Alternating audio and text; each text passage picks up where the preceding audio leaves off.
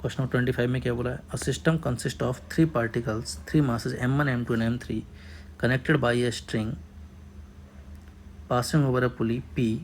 ठीक है, ये हमारे पास एक पुली है, उस पर m1 m2 m3 3 मास कनेक्टेड है, m2 m3 टेबल पे है और m1 सस्पेंडेड है।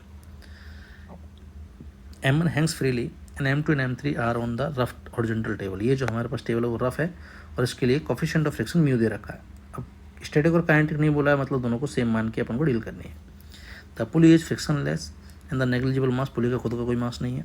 The downward acceleration of the m1 बताना है, इसका एक्सेलरेशन बताना कितना होगा, सारे मास सेम दे रखे हैं। ठीक है, तो ये भी m, ये दोनों भी m। ठीक है, और सब बोल ही दिया है कि उसने एक्सेलरेशन फाइंड करना, चारों पार्टिकल चारों ऑप्शंस में देख के एक्सेलरेशन की नॉन जीरो वैल्यू भी मिल रही है। मतलब ये अगर ए से नीचे जाएगा तो ये दोनों ए से आगे जा रहे होंगे। क्लियर, तो स्लाइडिंग तो हो रही है। ठीक है, तो यहाँ पे नीचे लग रहा होगा एम जी जिसको खींचना चाहेगा, तो इसकी वजह से टेंशन आएगा, इधर ये टेंशन हो जाएगा।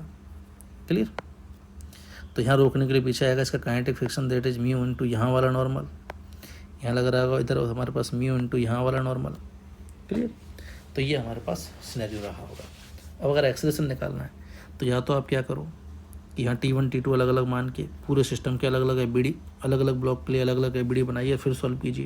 वरना काफ़ी फास्ट भी किया जा सकता है पूरे सिस्टम को, कि देखो mg नीचे की तरफ खींचना चाह रहा है और म्यू mg और हमारे पास ये म्यू mg दोनों इसको रोकना चाह रहे हैं। तो नेट ड्राइविंग फोर्स जो आएगा वो नीचे की तरफ आएगा, ना कि ऊपर की तरफ। नेट ड्राइविंग फोर्स वो नीचे की तरफ आएगा हमारे पास, और कितना आ जाएगा, -2 म्यू mg। इतना नेट ड्राइविंग फोर्स है जो नीचे की तरफ चलाना चाह रहा है, और पूरे सिस्टम का मास है 3m। तो इतने एक्सेलरेशन से ये सिस्टम नीचे जाएगा और ये आगे जाएगा। कितना, ठीक है, अब ये सारे के सारे सेम एक्सेलरेशन से चल रहे हैं, इसलिए अपन ऐसा मान सकते हैं। तो एक्सेलरेशन कितना आ जाएगा हमारे पास, g इंटू 1 - 2 म्यू बाई 3। तो g into 1 - 2 mu by 3, third option is the correct answer. ठीक है बेटा।